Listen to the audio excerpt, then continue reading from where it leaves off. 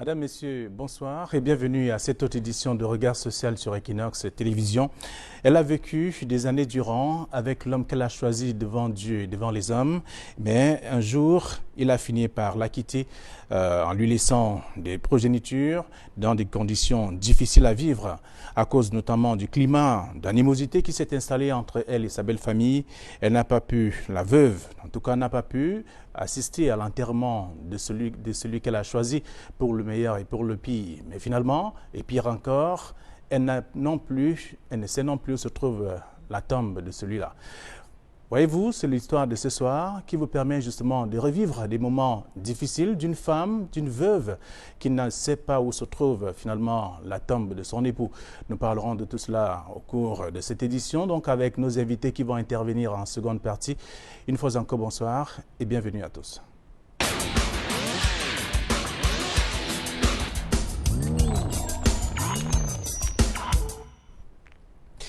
Octobre 2018, Veuve Ewane est donc reçue sur le plateau de Regard social. Courroucée et dépassée par la suite, par l'évolution des choses, elle cherche avec insistance là où son époux a donc été enterré. Entre-temps, le ciel est plein de nuages entre sa belle famille et elle. Par la même occasion, Veuve Ewane vit dans l'eau ou alors elle vit dans une bâtisse qui a les pieds dans l'eau. Difficile justement de vivre dans cet environnement. Je vous invite à revivre ces moments comme si c'était hier.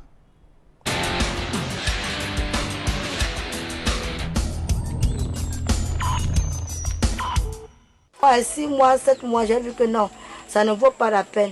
Donc j'ai préféré laisser pour l'éducation de mes enfants. Parce que 5 000 en 3 mois, vous-même voyez, c'est le marché 5 000. S'il faut que je mange même 200, ça peut pas aller avec 4 enfants. Bête avouée, j'ai préféré vivre seule que d'être mal accompagnée. Et depuis lors, cette veuve et ses enfants se sont confiés à Dieu. Terminé en priant. Oui, c'est la grande clé. Doudou, as-tu la clé? Oui, j'ai la clé. Oui, j'ai la clé. Oui, j'ai la grande clé.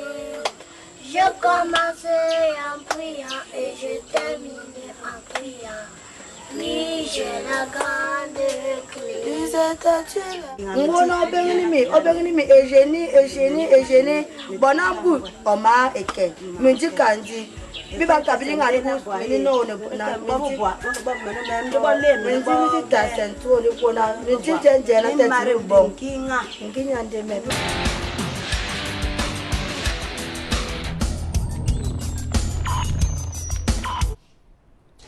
C'est une veuve, elle cherche activement où est-ce que son époux a été enterré, et parce qu'elle n'a même pas assisté à cet enterrement. Difficile parce que le ciel était plein de nuages donc entre sa belle famille et elle. Pour dire un mot et davantage comprendre un peu ce phénomène, nous recevons à l'instant professeur Charles Ngadjifna. Bonsoir. Bonsoir. Vous êtes sociologue et enseignant dans les universités camerounaises. Notamment celle de l'université de Douala. Précisément. Merci d'être avec nous ce soir. Et lorsque vous suivez le reportage de cette femme qui pleure et qui pleure davantage parce qu'elle cherche activement où est-ce que son époux a été enterré. Et disons, avant de dire quelque chose sur ce tableau un peu sombre et macabre, je voudrais quand même renouveler mes amitiés à nos fidèles téléspectateurs de nuit de regard social. Maintenant, pour revenir au registre, je crois que c'est quelque chose qui relève d'une certaine immoralité et j'allais même dire insanité. C'est-à-dire l'attitude de certaines belles familles qui pensent même jouir du fruit du mariage mieux que ceux qui se sont mariés. Parce que c'est impensable que un couple qui se soit marié devant les hommes et devant Dieu, donc unis par Dieu, et que même le principe religieux dispose qu'on ne saurait les désunir, qu'on arrive à lui refuser l'accès au reste mortuaire de son mari, celui avec qui elle a eu des enfants, c'est quelque chose de suffisamment rocambolesque et difficile à soutenir dans ce genre de conditions. La deuxième peut-être image forte qui ressort, c'est quand même l'attitude de rectitude, de droiture et de vérité de la dame. Parce que peu, devant nos hypocrisies humaines, peu de personnes, notamment pas la gente féminine, qui arrive à reconnaître, à avoir une relation extra-conjugale, certainement après le décès. Donc, il y a également cette image de vérité, cette image de rectitude, cette image de logique qui caractérise également cette femme. Maintenant, le troisième cliché, et pas des plus rocambolesques, c'est quand même les conditions d'habitat. Alors, vous avez utilisé peut-être le terme juste avec un peu d'euphémisme pour dire s'ils n'ont pas un pied dans l'eau, ils sont dans l'eau. Donc, de ce genre d'habitat sur pilotis, c'est une image effectivement difficile qui relate à peu près la réalité humaine que nous vivons. Elle est devenue peut-être mi-aquatique parce qu'elle vit pratiquement dans l'eau alors qu'elle reste un être humain. Est-elle devenue amphibienne? Nous ne pensons pas. Donc, c'est les difficultés de l'environnement. C'est donc ces 4 images qui caractérisent ce que nous avons vu, mais qui restent quand même d'une immoralité insoutenable. Oui, très bien. Alors, lorsqu'on on l'écoute également dans ce reportage, elle manifeste son amour envers l'homme qu'elle a choisi pour le meilleur et pour le pire. Mais seulement, il est parti sans lui dire au revoir. Et comble de malheur, c'est que la belle famille ne lui a pas donné l'occasion de pouvoir assister non seulement à l'enterrement, mais aussi, jusqu'ici, elle ne sait pas où se trouve la tombe de son époux. Difficile, justement. Je crois que cet épisode pourrait peut-être traduire quelque chose que la belle famille peut-être cacherait. Est-ce qu'elle se sent coupable du décès de leur fils? Pourquoi refuserait-il à une dame qui a vécu sous le même toit, qui a été mariée légalement et religieusement? Je crois que cette attitude de la belle famille reste sujet quand même à caution. Toujours est-il qu'aucune raison valable ne peut être évoquée. Quoi que les relations peut-être antérieures du vivant du mari étaient peut-être difficiles, rien ne peut justifier qu'au terme de la mort, qu'on puisse refuser à celle qui a été mariée. À la mairie et à l'église, je crois qu'il n'y a aucune raison qui peut justifier l'attitude de cette belle famille-là, de mon point de vue, sauf des raisons peut-être de sorcellerie, sauf des raisons peut-être ésotériques, sauf des raisons peut-être sectaires. Mais rien de logique, rien de rationnel ne peut caractériser de telles attitudes. Voilà. Et il s'en va en lui laissant des enfants à bas âge et avec le tout premier ou la première fille titulaire du baccalauréat déjà. Et maintenant, comment est-ce qu'elle fait? Difficile justement aussi de pouvoir envoyer les enfants à l'école sans moyens. On ne peut que regarder et voir également dans l'environnement où elle vit en tout cas. C'est difficile justement aussi de savoir qu'elle a les pieds dans l'eau, traverser les eaux tous les matins pour aller soit au marché, soit chez la voisine ou le voisin. C'est carrément, vous l'avez dit, elle est mi-aquatique carrément. Disons que la bravoure de cette dame, je crois qu'elle est un peu hors pair. Si elle n'est pas atypique, c'est peut-être une attitude anomique de voir une femme braver courageusement le reste de la vie avec ce qu'elle a comme charge, avec les moyens démunis qu'elle a. Je crois que c'est une femme qui sort un peu de l'ordinaire. C'est peut-être un modèle, un spécimen, comme on dirait, peut-être un échantillon vraiment de femme. Toujours est-il que c'est difficile, mais nous revoyons quand même une dame qui a un moral fortement requinqué, peut-être en appui à la religion, ou alors un moral revigoré de ce que dans toute chose, il faut privilégier le bon côté. Et je peux peut-être davantage verser dans le côté religieux. Certainement, elle a dû penser, comme nous le disent les saints évangiles, tant que Dieu ne ferme jamais une porte sans en ouvrir une autre. Je crois qu'elle, c'est une femme qui a une perspective d'avenir, qui regarde la vie du bon côté. Et c'est très appréciable, c'est très bon pour le moral en tout cas.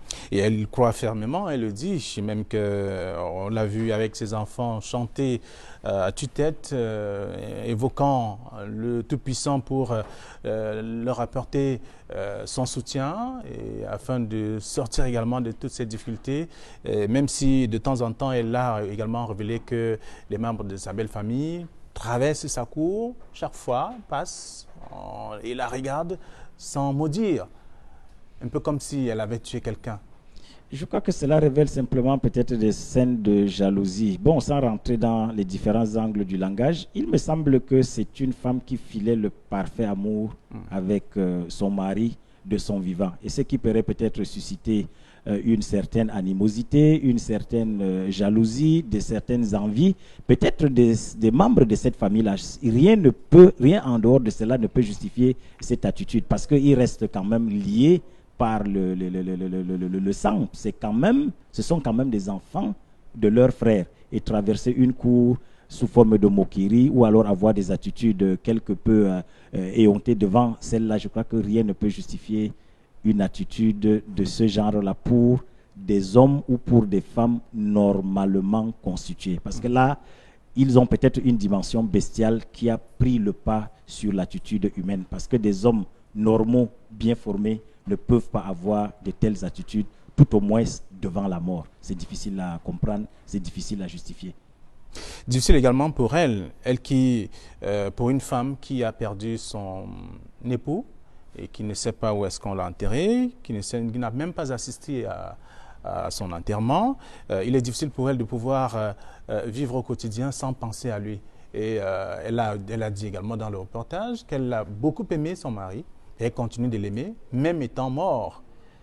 Je crois que les aspects iconographiques, c'est-à-dire ce qui relève des photos que nous avons vues, traduisent, je peux peut-être encore me redire, le parfait, le sublime amour que ces deux se vouaient mutuellement. Nous avons vu les images dans le reportage et également cette attitude, cette démarcation de la famille témoigne de ce que c'est un mari qui avait, peut-être avec les moyens modestes que la femme s'y allait, mais qui mettait sa famille ou cette épouse au centre de sa vie, au centre de ses préoccupations. Et certainement dans un monde où nous avons de la concurrence, où la jalousie est peut-être le sème le plus développé, je crois qu'il faudrait reconnaître que c'est une famille qui vivait, comme un artiste le disait, qui vivait véritablement en paix avant que la mort arrive à briser ce fil d'amour. Quelle peut être l'attitude? C'est vrai qu'on a vu à travers les images d'une personne qui cherche de façon invisible celle qu'elle aime. Je veux dire... Disons peut-être c'est pas une attitude peut-être d'éblouissement ou alors peut-être d'aveuglement, c'est-à-dire qu'on perd un peu de la lucidité. On est prêt à faire, même ce qui aux yeux de ceux qui sont encore lucides est incompréhensible. On essaie de tout faire, on essaie de tout donner jusqu'au point de devenir pratiquement ridicule. Donc on est un peu désillusionné, on est un peu aveuglé, on est un peu ébloui par ce sursaut d'amour, ce zèle de l'autre que nous avons. Je crois que c'est cette attitude que la dame a et ce qui l'amène effectivement à l'analyse, à sublimer toutes ces difficultés, à dépasser les regards envieux et jaloux de la belle famille qui traverse la cour, ainsi de suite et autres. Je crois que c'est ce sursaut d'amour, c'est ce supplément d'amour, c'est ce surcroît d'amour qui fait qu'elle retrouve son équilibre et appréhende la vie avec beaucoup de courage, avec beaucoup de bonheur, avec beaucoup d'espoir. Ça reste quand même une image dans sa tête et elle a aussi révélé, elle s'est essayée dans une autre relation, mais qui n'a pas marché. Elle est tombée sur quelqu'un qui est venu lui présenter un autre visage, différent de celui de son épout, mais qui lui proposait quand même quelque chose. Elle dit que c'était minable, mais ça lui permettait au moins de joindre les deux bouts. Donc 5 000 francs par mois, c'est bon, peu... Minable, peut-être vous faites l'économie de mots. Je crois qu'il me semble que c'est ce style d'homme qui se particularise par un rachitisme financier ou par un nanisme financier. Je n'allais pas dire un quachorcor financier parce que c'est quand même difficile de soutenir 5 000 francs. Quand vous faites la division euclidienne, c'est pratiquement une insulte. Mais au bénéfice du doute, peut-être qu'il n'avait pas peut-être un revenu aussi conséquent, mais il faudrait dire qu'il y a quand même cette dimension de chicheté aggravée ou bien de chicheté grave qui caractérise quand même. Et puis c'est le genre d'hommes qui font honte à tout le genre masculin parce que c'est difficile de ramener une femme sur 3 mois à 5 000 francs, quel que soit le revenu. Je crois que s'il était aussi équilibré, cet homme, il se serait abstenu simplement d'une relation. Parce que le faire, je crois que c'est procéder à un dénigrement sempiternel, un dénigrement absolu du genre humain. Parce que cette belle veuve que nous avons vue, bien équilibrée, bien en santé, bien en point, je pense qu'elle ne mérite pas. Sauf si les 5 000 dont il parlait, peut-être c'est 5 000 euros. Mais si c'est 5 000 francs CFA, je crois qu'il y a une honte quelque part quand même que les hommes devaient ressentir en voyant ce genre d'images. Alors, Veuve Ewane, que vous regardez ou que vous avez regardé dans le reportage, a bénéficié quand même, comme d'habitude, comme bien d'autres cas qui sont présentés dans un regard social, de la largesse de certains, des âmes de bonne volonté. Et il y a eu un peu d'amélioration, puisque nous sommes allés 1 an après après ce premier reportage qui a été réalisé dans son environnement immédiat. Qu'est-ce qui a changé? Comment est-ce que les choses ont évolué? Est-ce que les contributions des uns des autres lui ont permis de voir quand même quelques rayons de soleil? Je vous invite à suivre le second reportage qui nous situe justement sur sa nouvelle vie après le premier reportage qui a été réalisé.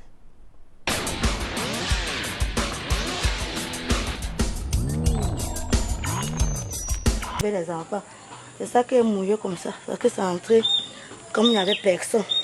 Je vais maintenant sécher ça au soleil, pour que le soleil tape un peu ça, pour qu'on puisse se coucher sur ça le soir. Sinon, on sera obligé de mettre le pain par terre là au sol. Là.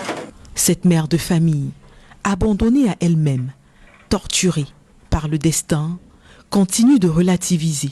Ah, je ne veux pas me fatiguer, tout le temps c'est comme ça. Donc quand il pleut là, je sais seulement que là où je viens, là, demain matin, si je pouvais m'aller laver la mamie chez quelqu'un, je ne pourrais pas parce que je sais que les habits vont se mouiller. Comme vous voyez, les habits sont mouillés. Tout l'intérieur, les canapés, tout. Donc je ne peux rien faire. Le lendemain, je ne peux plus. Surtout si j'oublie de mettre les habits en haut de la vieille table là. C'est la merde. Et je vis comme ça tous les jours. Quand la saison pluvieuse arrive, c'est une autre chose. Si je suis même au marché, je suis obligé de courir. Pour venir au moins regarder sur tout le matériel là. Quand c'est mouillé comme ça, on va dormir, le tapis aussi est mouillé. On va dormir où? Il n'y a pas la chambre. Donc, c'est le moment que je vis à ce moment. Quand la saison pluvieuse arrive, pardon, je ne dors pas. Parce que même parfois là, je ne dors pas. Quand il pleut, si je crois faire qu'une tête, je suis obligé de laisser sur tout le matelas. Parce que parfois quand l'eau vient, ça balance même la table là, ça tombe. Donc il faut que je prenne au moins, je soutiens au moins là où on va mettre la tête le soir. C'est ce que nous vivons, ce que je vis ici en saison pluvieuse. En plus de la témérité, veuve Iwane détient un autre atout qui fait d'elle une personne agréable, c'est la reconnaissance. Je rends grâce à Dieu, je dis merci à Dieu. Merci à tous ceux qui ont compris ma voix, qui m'ont vu à Regard Social et qui ont eu pitié de moi. Parce que depuis mon passage à Regard Social, je ne suis plus celle qu'on connaissait, malgré que je souffre toujours. Parce que tu ne pouvais même pas entrer. La terre que vous voyez avec un peu de montagne là, c'est les âmes de bonne volonté qui m'ont donné la terre puis j'ai remblé. Mais comme je n'ai pas encore tout remblé, là où j'ai remblé, l'eau passe à l'eau maintenant. L'eau esquive les endroits où je n'ai pas remblé. Ça allait là où j'ai remblé, ça cherche sa route pour revenir encore devant la cour. C'est pour ça que vous voyez l'eau à l'heure actuelle mélangée avec les pluies devant chez moi. Je remercie beaucoup Regard Social, mais pardon, ne baissez pas les bois pour mon remblage ici. Parce que quand les enfants tombent là-bas, s'il y a l'eau, ça peut noyer ma dernière fille parce que ça m'atteint. Si moi-même j'entre là-bas, vous allez voir. Je suis envahie de l'eau.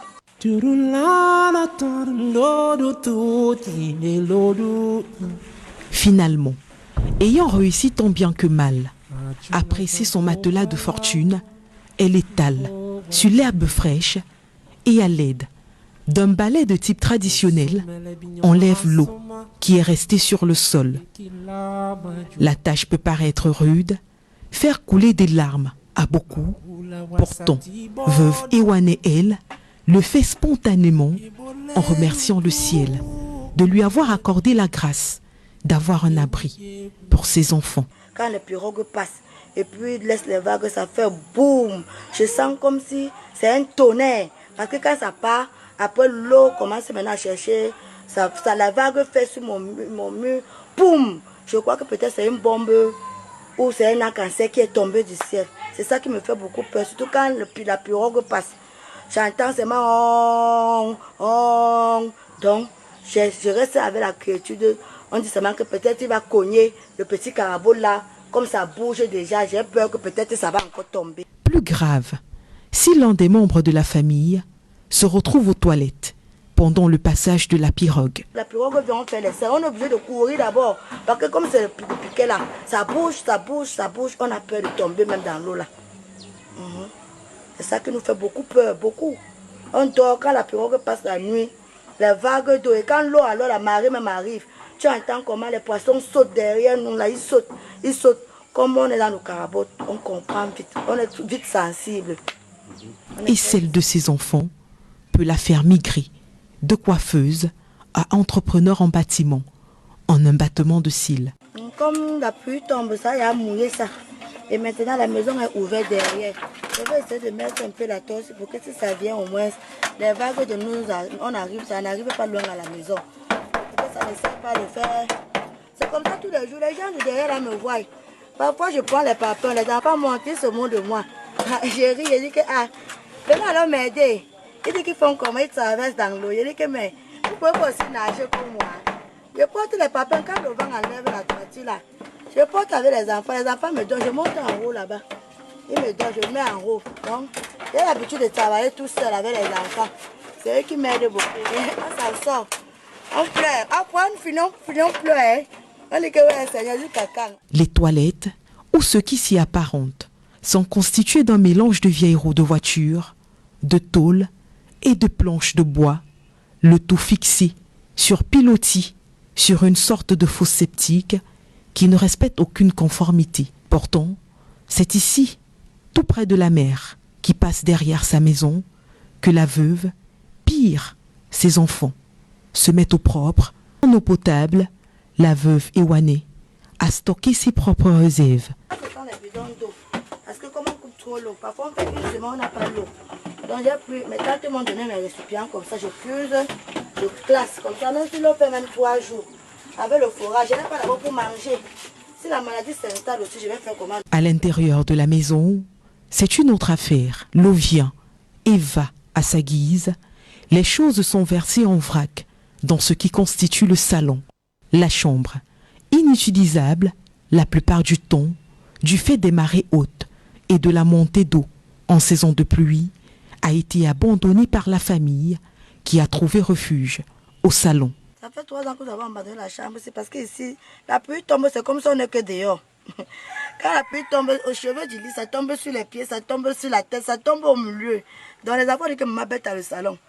Maintenant, quand on part bête à le salon, quand la marée aussi arrive, c'est ça qui nous cherche et puis on dort au canapé. La pluie ici, là, ça sent la moisissure. L'eau tombe partout. C'est pour ça que j'ai préféré abandonner ça. Le matelas, là où c'est là, on ne peut pas toucher. Parce que c'est bien mouillé. Les habits, maman, on a abandonné ça. Ça commence à mouiller. L'eau entre partout. C'est ça qui cache. Même au niveau du congélateur, là, ça entre. J'ai même souvent peur que ça va frapper les enfants avec la masse. Donc, comme c'est mouillé alors, le soir, on va mettre encore les habits là sur les chaises qui sont dehors. Chacun va rester comme ça, là. On va dormir comme ça. Il y a quelques jours encore, l'un de ses enfants a frôlé le pire. L'enfant a crié. Où l'eau et le bois qui quitté dans l'eau pour venir, ou c'est quoi qui n'allait pas. Je n'étais même pas là. C'est le quartier qui m'appelait. Viens, t'as un levé du coup. Viens. Ton enfant est mort. J'arrive, elle était déjà chez ma voisine là-bas. J'ai commencé, heureusement que comme j'ai mon Dieu, je n'ai même pas pleuré. J'ai commencé à méditer que papa, je sais que je suis dans l'eau. Et je sais que tu ne peux pas accepter que mes enfants meurent dans l'eau. Malgré ces difficultés, veuve Ewane garde la tête haute et continue d'avancer avec foi. Pour joindre les deux bouts, elle allie coiffure et petit boulot, mais pas que. Au moment, comme je connais faire la coiffure, mais je n'ai pas les activités, je n'ai pas les accessoires. Donc je mets l'eau. Si quelqu'un vient pour les greffes dehors, là, c'est comme c'est les guilles. Je sais que les guilles, le fil ne peut pas me manquer. Je mets aussi les glaces. Les gens qui partent à l'eau, là, quand ils veulent l'eau, les glaces pour aller pêcher, ils prennent les glaces chez moi. 500 000 francs. Là, je mange. Quand je les donne comme ça, je donne aussi que comme tu pars comme ça, si tu amènes le poisson, tu me donnes même 2 poissons. Ils rient. Et c'est comme ça, quand ils amènent aussi, ils me donnent un peu le poisson. S'ils ont pris à crédit, ils me donnent mon argent. J'ai le poisson. Je cherche seulement le complément pour manger. Donc j'ai vu comme ça le jour au lendemain. Donc il faut que je fasse ce que la glace ne manque pas dans mon congélateur.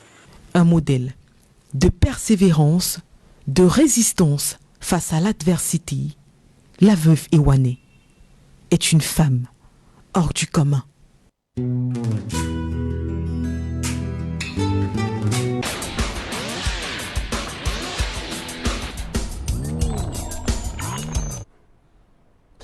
Professeur Charles Ngandifna, je vous ai vu pas sourire, mais plutôt vous frotter les yeux comme si c'était des larmes qui coulaient. C'est difficile, encore sous l'angle de ce reportage, de regarder les conditions dans lesquelles les enfants vivent et elles-mêmes. Les conditions des fosses septiques liées à l'environnement d'humidité qui caractérise ce qui a lieu de biotope. C'est un peu difficile de savoir qu'on peut faire des selles, se mettre à l'aise dans de telles conditions, qu'on peut se réveiller au cœur de la nuit, retrouver son enfant emporté par quelques vagues chez le voisin.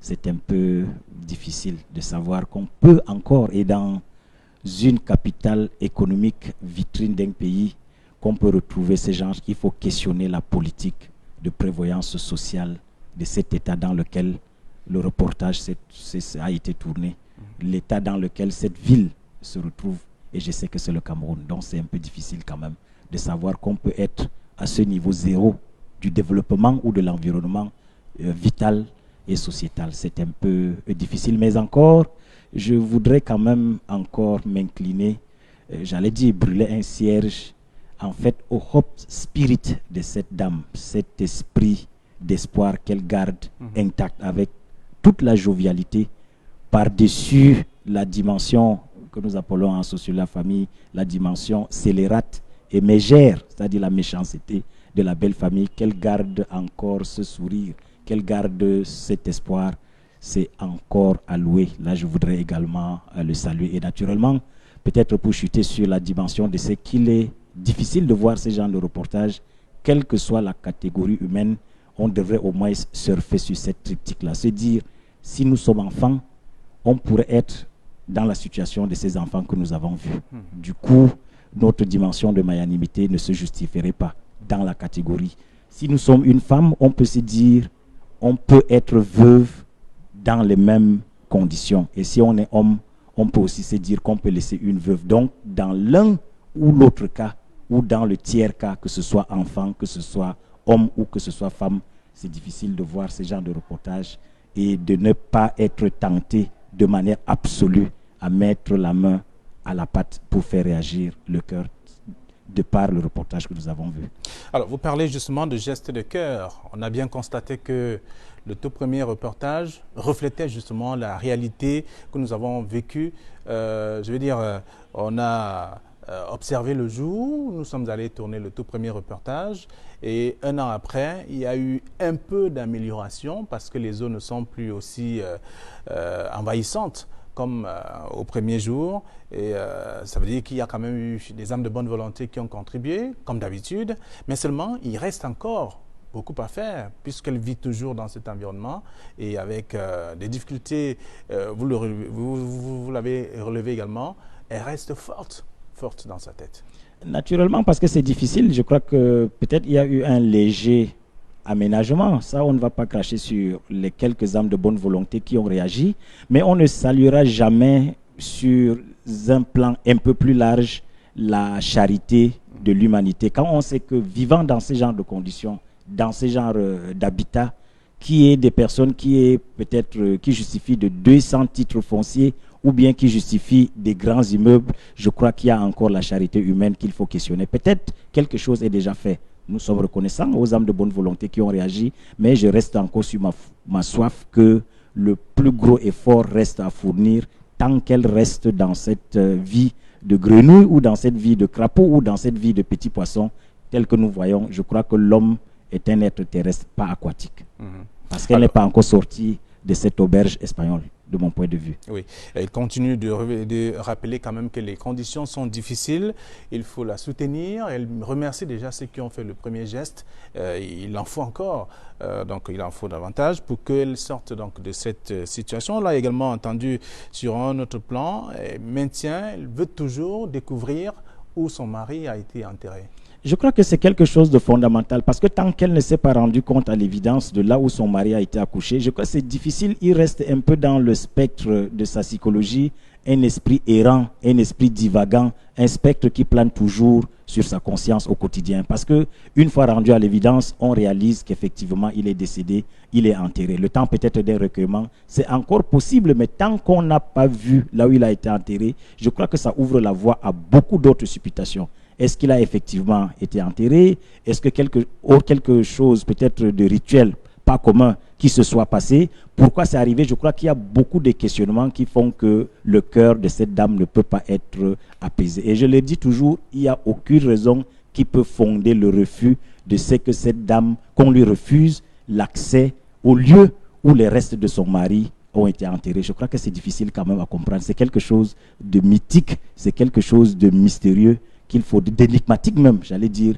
qu'il faudrait peut-être lever. Donc, elle ne peut pas être en paix dans ces conditions-là. Parce que c'est une autre charge psychologique que nous remettons sur sa conscience. C'est un peu comme si on la rendait coupable de la mort de ce mari. Or, rien ne présage dans ce qui se passe de dire que c'est une femme qui pouvait faire quelque chose de mal à son mari, puisqu'elle le confesse elle-même que c'est difficile qu'elle n'ait pas vécu. Un homme qui lui a offert un mariage civil, un mariage religieux le même jour, je ne pense pas qu'elle puisse poser un acte qui peut amener au décès de celui pour qui l'amour et la flamme venaient d'être renouvelés. Donc, il y a cette approche de ce que tant qu'elle n'a pas vu, elle ne peut pas avoir cet apaisement cordial, elle ne peut pas avoir cette paix de l'esprit. Ça, c'est évident, ça reste constant. C'était un débrouillard, elle le dit d'ailleurs, et elle a aimé tel qu'il était.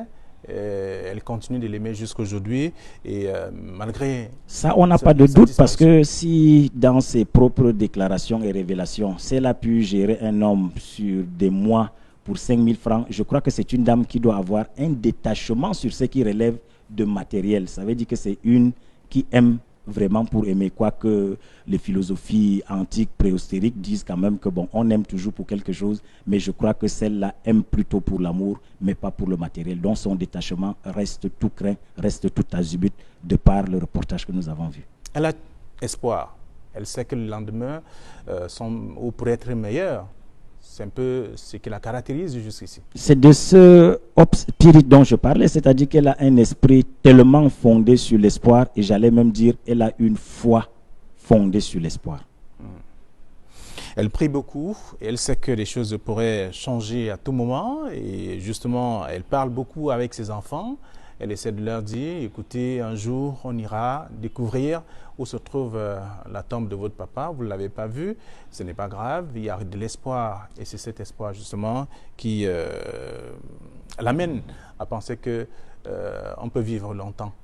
Je n'ai pas, peut-être le reportage ne nous a pas édifié sur le niveau peut-être de cette dame, mais j'allais dire que même si c'est de manière autodidacte, c'est une dame qui démontre de haute qualité pédagogique, des hautes valeurs didactiques et puis des grandes prouesses docimologiques. Parce que de ce qu'elle fait, nous pouvons tirer beaucoup d'enseignements. D'accord, nous allons passer à autre étape. En tout cas, comme vous le savez, c'est un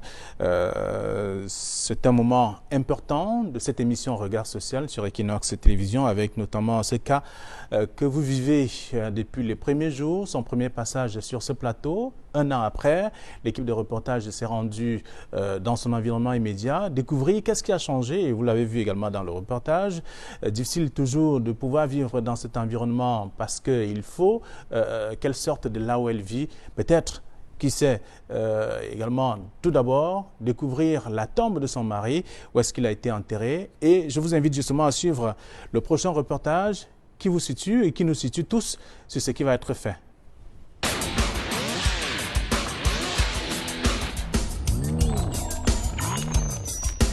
Tombe de son époux, depuis son inhumation. Une très vive douleur ronge veuve Ekwe depuis 8 longues années. Le seul médicament à même de la guérir, c'est aller voir la sépulture où son mari repose pour l'éternité, au village Mian, dans l'arrondissement de Dibombari, département du Mungo. Ayant pleuré toutes les larmes de son corps des années durant, Dame Ekwe Yipe sèche ses larmes et prend son destin en main, décidant de faire tout son possible pour retrouver le tombeau de son feu bien-aimé. Et pour accomplir ce devoir de mémoire dont elle ne saurait se dérober, pour avoir la paix du cœur et l'esprit tranquille, veuve Ekwe Kombi et Génie Claire lance son cri de détresse en direction de l'équipe de Regard Social d'Equinox Télévision. Des mois durant, l'équipe de Regard Social enquête de gauche à droite. Il faut à tout prix retrouver la tombe d'Ekwe Yipe Gilbert. Mais où alors, plus précisément à Mian? Cap sur Dibombari, l'équipe de Regard Social traverse le centre-ville. Nous bifurquons dans une ruelle faufilant entre palmeraies et hautes herbes. Et hop, nous voilà à Mian, le paisible village du défunt époux de Kombi Ewane et Jenny Claire. Nous sillonnons quelques concessions. Et bingo, voilà la tombe tant recherchée. C'est ici la tombe de Gilbert. Gilbert qui est l'époux de ma veuve Ewane qui est venu à Regard Social. Il est question qu'elle retourne ici et qu'elle s'incline devant la tombe de son époux pour pouvoir être tranquille dans sa tête. Et c'est la raison pour laquelle nous sommes arrivés sur les lieux. Elle saura que son mari a été enterré véritablement en Mian. Sur son épitaphe, date de naissance, de décès et identité du disparu ont subi la rudesse du temps. C'est à peine qu'on peut la déchiffrer. Mission accomplie donc pour toute l'équipe de Regard Social. Il ne reste plus qu'à veuve Kombi Ewane et Jenny Claire à venir s'incliner sur la tombe de son mari Ekweyipe Gilbert et ainsi peut-être évacuer une douleur muette qui dure depuis 8 ans. Oui, j'ai la grande clé. La clé.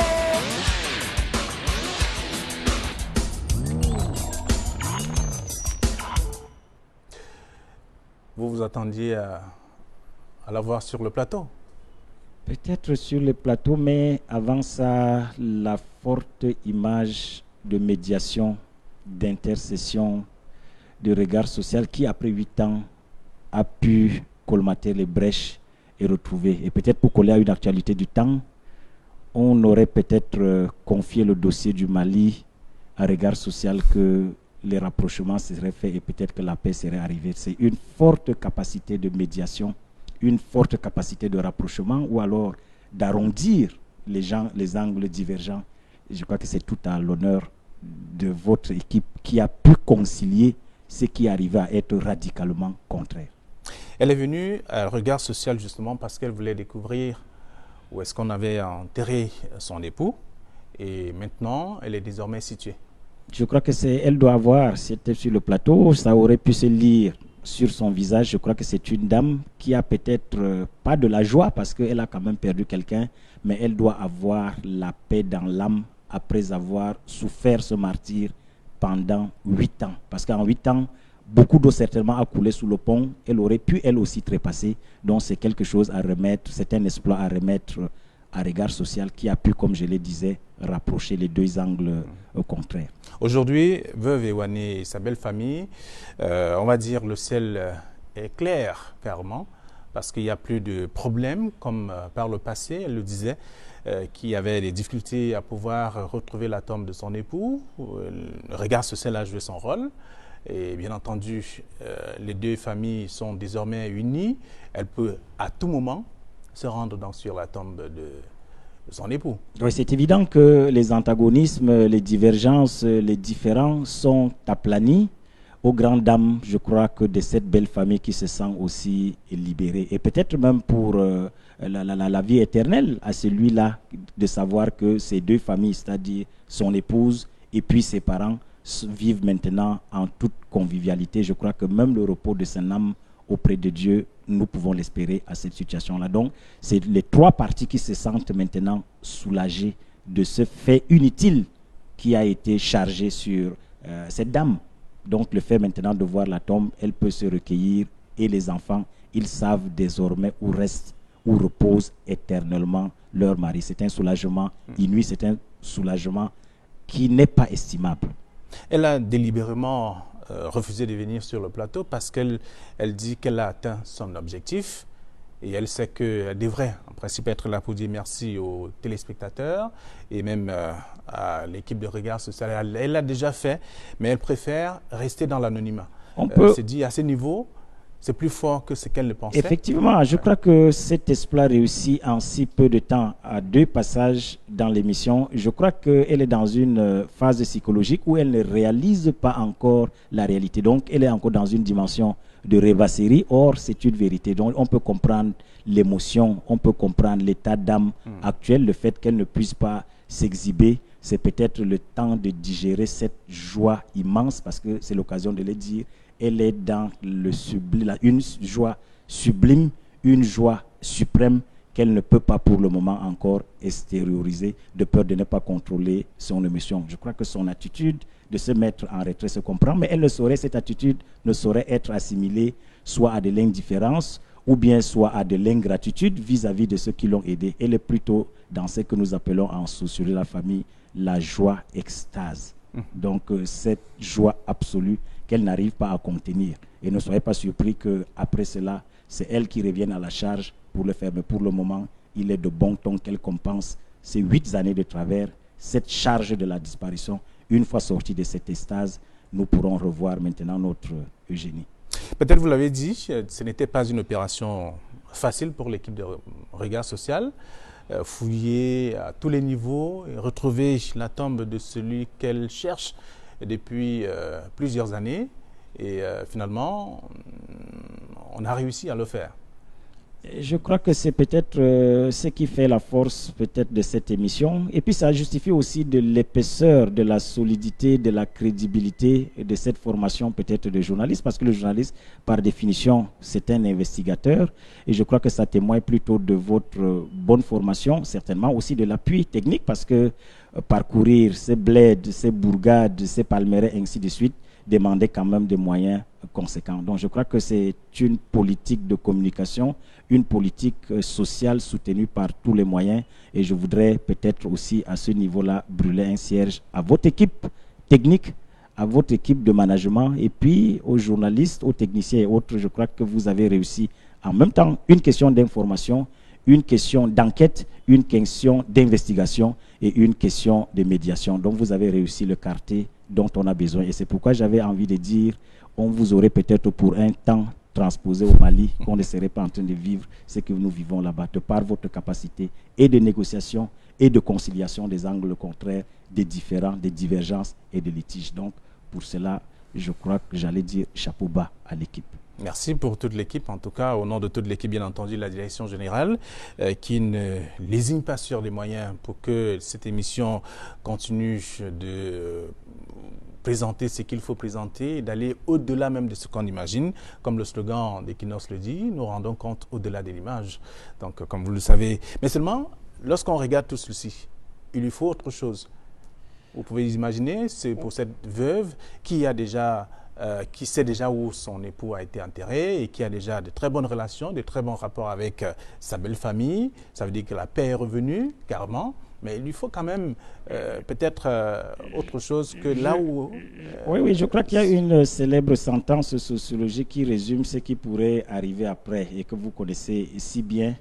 Chasser le naturel, il revient au galop. Je crois qu'une fois cette extase passée, il faudra bien revenir pour essayer de corriger les conditions dans lesquelles elle vit. Peut-être il y a une paix de l'esprit, c'est une dimension peut-être superstructurelle, mais il y a l'aspect infrastructurel qui va quand même demeurer. Est-ce qu'une fois pris connaissance de là où le père a été enterré, une fois qu'on a eu la possibilité d'aller se recueillir sur la tombe du mari, mais est-ce que les conditions de vie que nous avons observées, les conditions des fosses septiques, les conditions même de vie, le cadre général, est-ce que dans ce cadre, on peut véritablement s'épanouir et on peut avoir sa dignité d'homme, de femme et d'enfant dans ces conditions? Je crois qu'il reste encore ce pas de correction du cadre social qui va encore appeler certainement la charité, la magnanimité, la mansuétude, des âmes de bonne volonté pour qu'elles sortent donc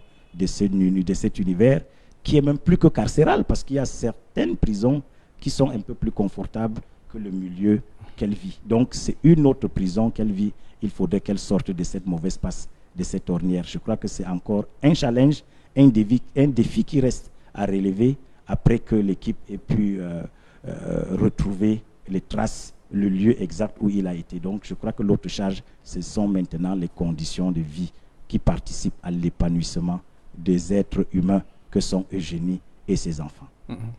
Alors, les âmes de bonne volonté continuent bien entendu de soutenir tous les cas qui sont présentés à Regard Social.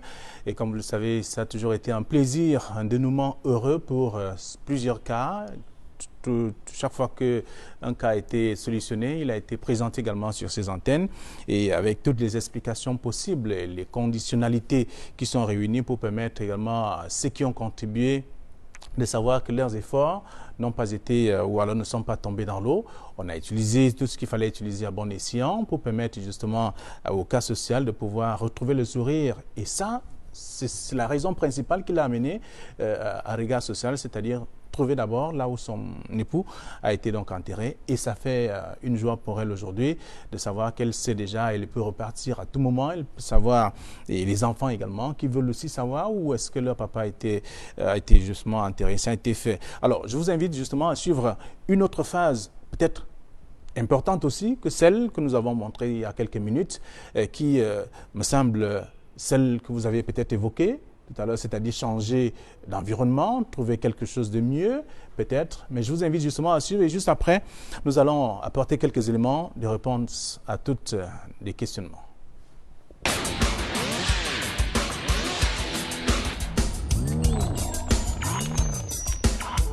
Je suis lui pour voir vraiment si les cicatrices qui sont là, c'est lui-même. Au cours de son passage, il y a 2 ans, sur le plateau de Regard Social, sur Equinox Télévision, la veuve Ewane, terrassée par les coups de la vie, a suscité un tourbillon d'émotions chez les téléspectateurs.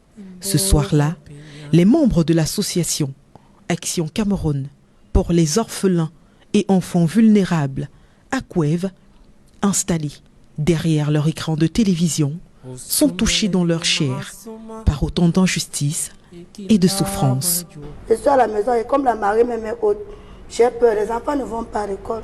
J'ai peur de sortir. Comme de coucher l'enfant, on m'a appelé que l'enfant est tombé derrière les toilettes et s'est blessé. L'association prend d'abord la décision d'offrir à la veuve 250 mètres carrés de terrain titré dans l'un des quartiers résidentiels de la ville de Douala. Commence immédiatement. Voilà. Donc on va décaper ici.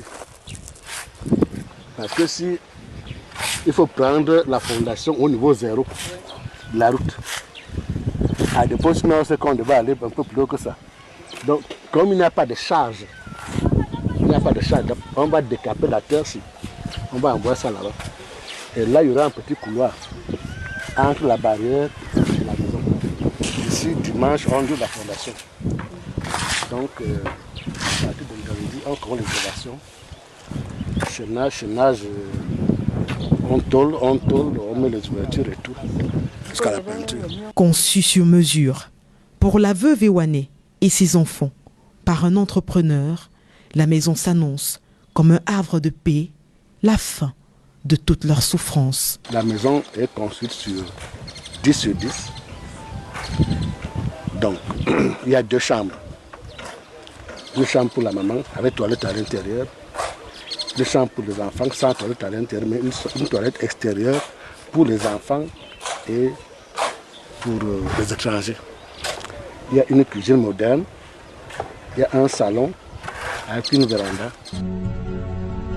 Au cours de son passage sur Regard Social, la veuve Ewane avait avoué être une coiffeuse de formation. Pour lui permettre d'exercer dignement sa profession de rêve, il est également prévu la construction d'un salon de coiffure collé à sa maison. On a prévu à côté de la maison un salon de coiffure. Donc, dès qu'on finit la grande maison, on attend le salon de coiffure qui n'a pas prendre de temps. Quelques semaines plus tard, au cours de la première descente de l'association ACOEV sur le site de construction de la maison, Jefté Daniel Vondo, son coordonnateur général, se montre satisfait de l'évolution des travaux. Les murs sont déjà montés. Comme vous le voyez bien, nous sommes sur place, sur le chantier, et vous pouvez constater avec nous que le chantier est en train d'avancer. Et nous pensons que par la grâce de Dieu, d'ici à 1 mois, ce chantier sera fin prêt. Bref, l'association Action Cameroun pour orphelins et enfants vulnérables est en train de prendre toutes les dispositions pour que ce chantier soit fin prêt d'ici à 1 mois. Un chantier qui est suivi avec beaucoup d'attention, par l'équipe de Regard Social. Nous avons terminé avec le problème de plomberie à l'intérieur qui consistait à canaliser les eaux usées, des évacuations aux vannes et aux usées. Nous avons fait l'adduction sur des nourrices dans toutes les toilettes. Alors nous avons fait traverser des tuyaux. Actuellement, nous allons les connecter pour envoyer de l'eau dans la maison. Pour le moment, nous sommes en train de travailler sur les évacuations des eaux de pluie. Nous avons fait des tranchées. La pluie a commencé. Nous avons momentanément arrêté. Nous avons déjà fait certaines descentes. Dès que la pluie cesse, nous nous remettons directement au travail. Et essentiellement, je crois que cette pluie est bénéfique pour nous parce que ça nous montre déjà le sens de la pente, les orientations de la pente. Si elles sont bien ou mauvaises. Là, nous constatons effectivement que toutes les pentes sont très bonnes parce que nous avons un flot d'écoulement d'eau de l'autre côté. Dans le même temps, l'installation électrique se poursuit. Donc, il a entrefait la première phase, c'est-à-dire passer les gaines, les boîtiers. Et maintenant, dès qu'on fait le crépitage, il viendra passer les ventilateurs et tout le reste. Donc, son travail sera en 3 étapes. La spécificité de mon installation, par exemple, comme dans cette chambre, elle est installée en va-et-vient, 3 prises, va-et-vient 3 prises. Et à l'entrée de la douche, il y a un interrupteur qui doit commander la douche en simple allumage. Dans la douche, par exemple, aussi, il y a une applique sanitaire. Dans le couloir, il y a un va-et-vient. Et au salon, il y a le va-et-vient à l'entrée principale et à l'entrée du couloir, il y a un retour du va-et-vient. Et à la cuisine, il y a un va-et-vient puisque la cuisine comporte 2 entrées. Entrée du salon, entrée pour sortir à l'arrière de la maison. Ça, c'est le coffret modulaire qui permettra de protéger l'installation de la maison. Donc du coup, en cas de court-circuit, c'est ce coffret qui interrompt le circuit dans toute la maison. Le chantier n'a pas connu que des jours heureux. Il va faire face à de nombreuses difficultés. Vous allez poser la chape sur le carreau. Je vais casser légèrement le sol. On ne devait pas faire les casses de carreau ici. Donc il faut me faire une nouvelle chape ici. Parce que le sol n'est même pas nivelé. Et tu poses les carreaux en dessus. Avec une chape bien faite. Le salon de coiffure, c'est une vitrine. C'est une activité commerciale. Donc quand on met des casses de carreaux, ça n'attire pas. Il faut que toutes les grandes dames qui vont venir au quartier se rendent compte qu'il y a un beau salon dans le coin et comme ça va aller, ça va marcher.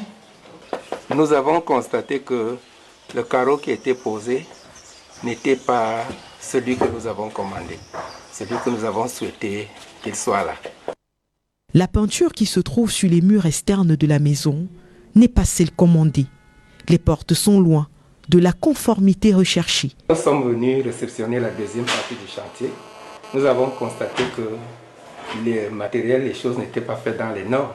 Comme je vous disais, le cahier des charges n'était pas respecté sur tous les domaines, même dans le domaine des ouvertures, des portes. Ça, c'est la camelote qu'on vend au bord de la rue. Vous voyez déjà les séries qu'on vient de mettre, vous voyez comment ça bloque. Ça ne marche pas. Ça ne marche pas, la série ne rentre pas. Et on ne peut pas laisser la femme avec des serrures qui va changer un mois après ou il va se bloquer dans la chambre ou dans la maison.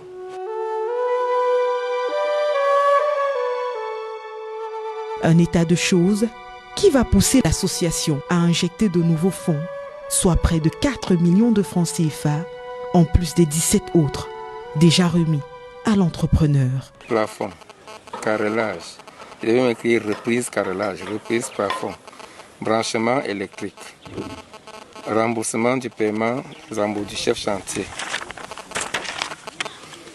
solde, ancien état, bon, abonnement INEO. Garde-fou escalier, voilà ce qu'on est en train de poser. Reprise plomberie, fosse septique, peinture, éclairage, menuisier, réglage des portes, vitrier, des portes en fer. Voilà tout le travail qu'on est en train de faire. On n'a pas encore certains devis là où vous voyez les vides là. Je viens de recevoir des devis de peinture. On est à pratiquement 900 000 francs. J'ai eu des devis, l'autre devis de 750 000. Donc je vais apporter à madame, on évalue avant de décider. Donc voilà tout ce qu'on est en train de reprendre étape par étape. Nous reprenons tout comme vous pouvez constater. Nous reprenons tout. On a perdu de vigilance à un moment donné. Et lorsque nous engageons l'achat des meubles, c'est parce qu'ils nous annoncent que le chantier est fini. C'est ainsi donc qu'on vient constater que rien n'est fait comme nous l'avons demandé. Dans le cahier des charges. Dans le cahier des charges. Dans le cahier des charges, rien n'a été respecté. On est obligé de tout reprendre. En fait, tout ce que vous voyez là, en ce moment, est censé être fini. Selon le cahier des charges. Nous lui avons donné jusqu'au dernier franc. Ce n'est pas qu'il avait manqué de l'argent. Pour maintenant, contre le CODES, le gars a tracé, tout est déjà tracé. Tout est déjà tracé, il doit garder mon CODES. Prends encore le mètre là, on va tracer le bord des portes. Ici, c'est le couloir.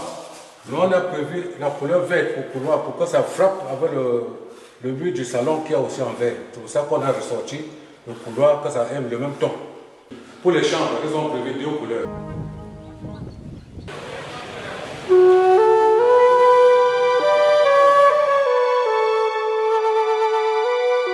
Les achats sont immédiatement effectués afin d'équiper entièrement la maison.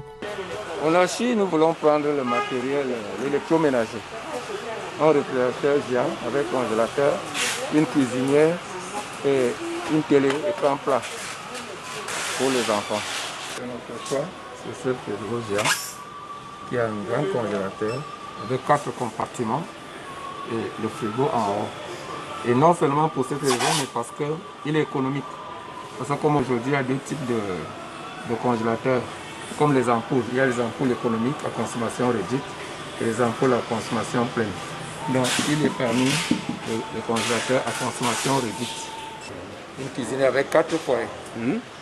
Cuisinière avec 4 foyers et avec four et grille de braise de poulet pour faire braiser les poulets. C'est les options de cette cuisinière.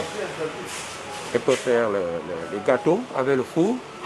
Elle peut briser les poulets parce qu'il y a un panier à braise à l'intérieur.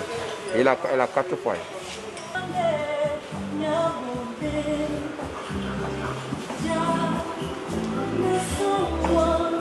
Le choix porté sur cette télé, c'est qu'elle a plusieurs options, particulièrement pour les enfants, les jeunes, avec les téléphones Android. Donc on peut tout faire avec les nets. C'est ça que nous avons choisi, parce que nous savons que maman a les enfants. La maison est prête à accueillir la famille Ewané. On choisit ça à la veuve parce que nous n'aimerions pas qu'elle se retrouve dans des situations de conflit avec le chantage des agents ENEO, avec des coupures de courant, avec des factures qu'elle n'a pas prévues. Donc avec ceci, elle peut savoir que bon, je peux gérer 40 kWh tous les mois et 40 kWh me coûte tant et elle contrôle sa consommation.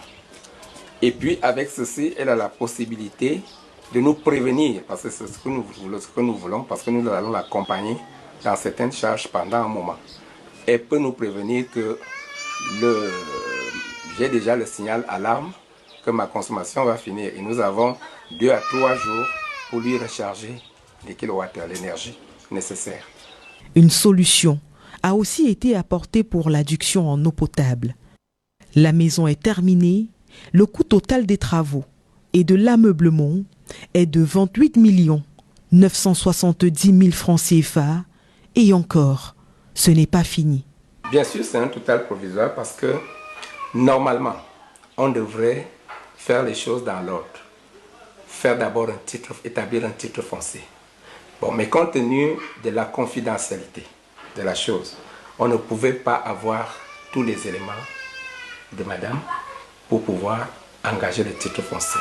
Donc c'est au moment de la remise du don maintenant, au lendemain de la remise du don, qu'on va engager le titre foncier. Donc il y aura des dépenses liées au morcellement, au titre foncier, qui vont s'ajouter. Il y aura également, vous voyez, la maison, il n'y a pas encore de clôture. Nous aimerions la mettre plus en sécurité. Nous nous sommes adressés à un forage pour l'approvisionner en eau. Mais nous aimerions l'approvisionner de manière définitive en eau potable à travers CDE. Et ceci nécessite qu'on fasse une extension privée à nos frais, parce que la SNEC ne fait pas d'extension spéciale comme ça dans ce quartier. Donc il y aura le coût d'extension privée qui va s'ajouter. Un autre détail, nous avons construit le salon, mais il n'est pas encore équipé. Donc il y a également les dépenses liées aux équipements du salon de coiffure qui viendront s'ajouter à ce coût total du don. Si la somme peut sembler importante, elle n'émeut pas tant que cela le coordonnateur de l'association qui remet tout à Dieu. Le niveau de réalisation des travaux, des objectifs atteints nous permet d'avoir la satisfaction. Mais cette satisfaction sera totale lorsqu'on aura vraiment accompli tous les objectifs, tout ce que nous nous sommes fixés de faire en faveur de Madame. Et surtout, lorsque nous verrons Madame installée ici, avec ses enfants, dans la paix, dans la joie, menant à bien ses activités dans la tranquillité. C'est cela notre satisfaction. Et que toute la gloire revienne au Seigneur. Un vœu.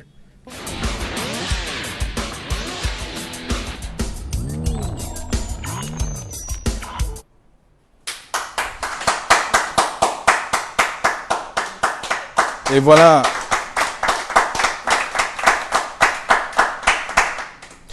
C'est un moment d'importance sur Equinox Télévision.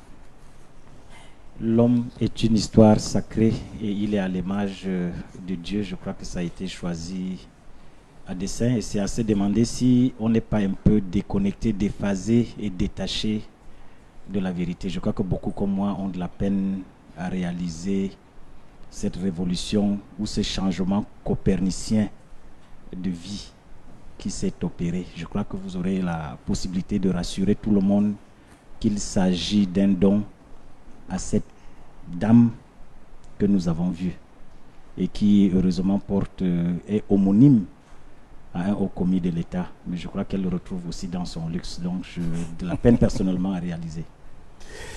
Alors, voilà ce qui appartient désormais à Veuve Ewane, que vous avez eu l'occasion, le plaisir de découvrir dans ce grand reportage qui a été réalisé par l'équipe de reportage de Regard Social. Et comme vous le savez, c'est une association qui a mené l'opération. La donatrice a bien voulu rester dans l'anonymat.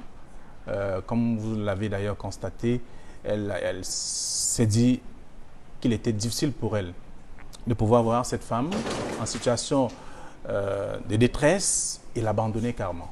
Je crois que c'est le meilleur sens du don parce que dans les bonnes habitudes et des pratiques éthiques, morales et même religieuses, c'est qu'une main donne, c'est que la main gauche donne, la main droite ne saurait le faire. Donc je crois que c'est effectivement le sens à donner à cette discrétion, à cette modestie, à cette humilité et cette manière effacée de donner sans attendre retour, sans tambour ni trompette. Je crois que c'est le vrai sens du don, qui soit dissimulé, mais qui soit tellement efficace. Je crois que c'est effectivement, et ça traduit également cette bipolarité entre certaines associations que nous avons, qui sont peut-être prédatrices, ou sont peut-être objectivement créées plutôt pour se faire de l'argent.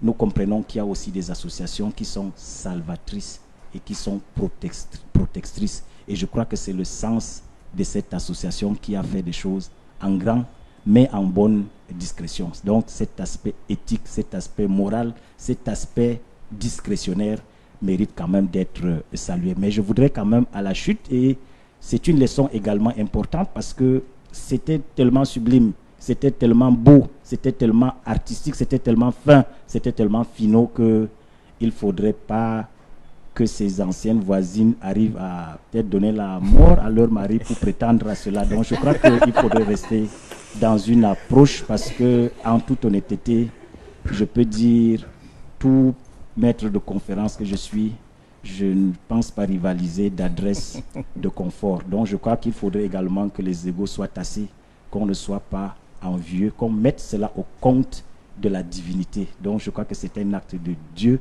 et je crois cette association a été guidée par un sens divin parce que cette précarité, je ne suis pas sûr que même chez eux ou dans l'ensemble, puisque c'est une collégialité, je ne pense pas que les membres de cette association vivent dans un tel confort. Donc, ils ont été simplement, de mon point de vue, pris par le virus de cette charité, de cette action, de cet amour pour le prochain, parce que les conditions dans lesquelles elles vivaient Et je crois qu'il n'y a que Dieu qui les rendra peut-être cela au centuple. Très bien. Alors, Maître Tchakounte et Charlotte, vous arrivez au bon moment. Et le bon moment, c'est la fin de ce grand reportage qui relate un peu ou qui retrace tout ce qui a été fait, c'est-à-dire de l'achat de l'espace, à la construction de la maison, à l'équipement même de ce domicile aujourd'hui flambant neuf, tout beau, rayonnant. Bonsoir et bienvenue. Merci Flavien, merci de m'avoir invité. Voilà. Ça vous dit de connaître le même parcours que Veuve Ewane? Non, je crois que pour, en partie. Pour passer par le parcours de Veuve Ewane, il faut être appelé par Dieu. Ce n'est pas un choix qu'on peut opérer, mais Dieu, dans sa souveraineté, il sélectionne qui il peut faire passer par là. Et je voudrais répondre à mon frère qui est à ma gauche pour dire que les membres de cette association n'ont pas de problème. J'en connais plusieurs, c'est des gens d'une certaine classe. Effectivement, ils l'ont fait pour la gloire de Dieu. Personne dans ce groupe-là ne connaît ce type de vie. Et puis, c'est une vie qui n'est pas ordinaire, qui n'est pas, j'ai envie de dire, vulgaire. On trouve ça partout. C'est vraiment un cas assez particulier. Et j'ai eu le privilège de visiter cette maison quand elle est partie de là. J'en avais pas le courage avant parce que c'était pathétique. Mais gloire à Dieu pour ce qui a été fait, toute la technique, toute la volonté et surtout l'humilité, la cachette avec laquelle l'opération a été réalisée. Je dis, il n'y a que Dieu pour orchestrer une chose pareille.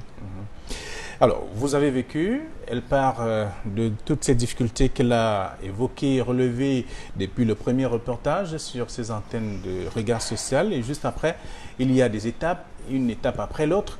Et on aboutit à ce dénouement heureux. Et vous me demanderez sûrement pourquoi elle n'est pas avec nous. Oui, effectivement, elle devait être sur ce plateau, conformément aux mœurs de la maison, conformément à nos coutumes. Elle devait être là, mais je crois que c'est eu égard à certaines décisions, notamment certaines impossibilités, parce qu'elle a été appelée, mais pour certaines raisons, elle a choisi de ne pas être sur le plateau, ce qui ne veut pas dire qu'elle ne rend pas grâce à Dieu pour ce qu'elle a eu à travers Equinox. Le professeur l'a signifié tout à l'heure, justement, parce qu'elle est toute heureuse, toute émue. Pas seule, avec son ensemble, avec toute sa famille. J'ai eu le privilège de visiter cette maison au même moment que ses proches. C'était une célébration assez fastidieuse, c'était tout simplement émouvant. L'association a commis en tout cas un responsable qui a suivi les travaux.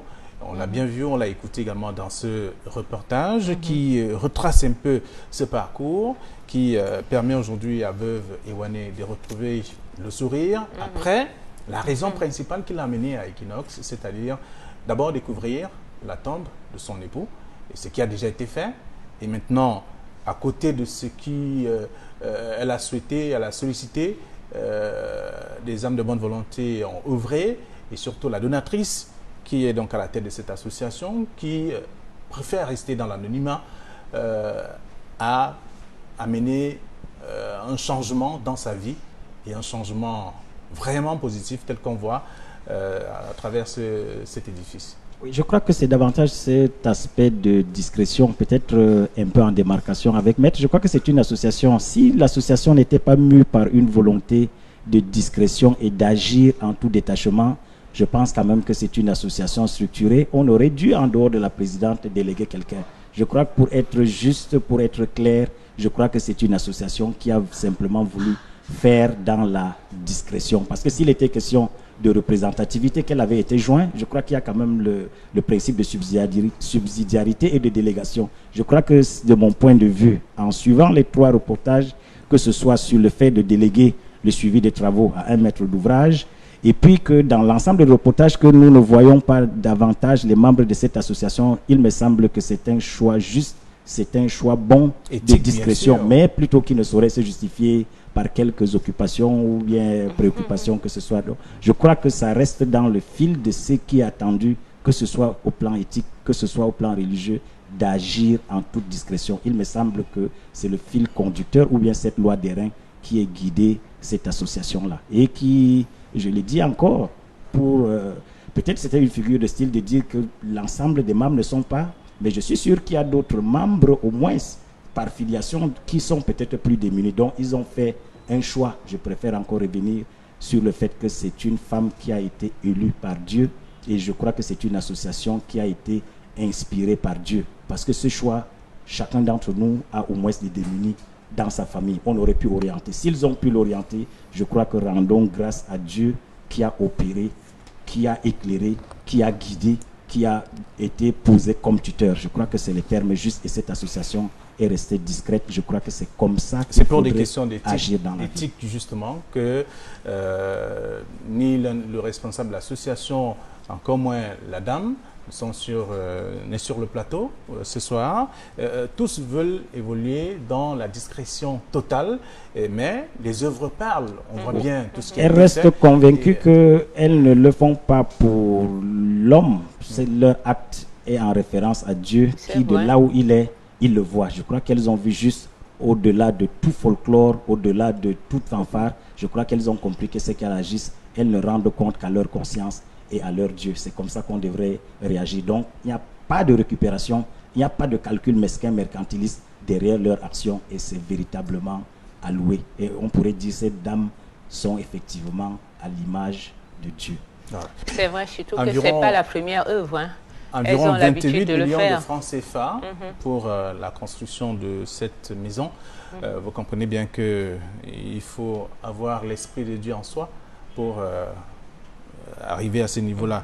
Alors, elle est avec nous sur ce plateau. Irène Tembe, bonsoir. Bonsoir Flavien. Toute heureuse aussi.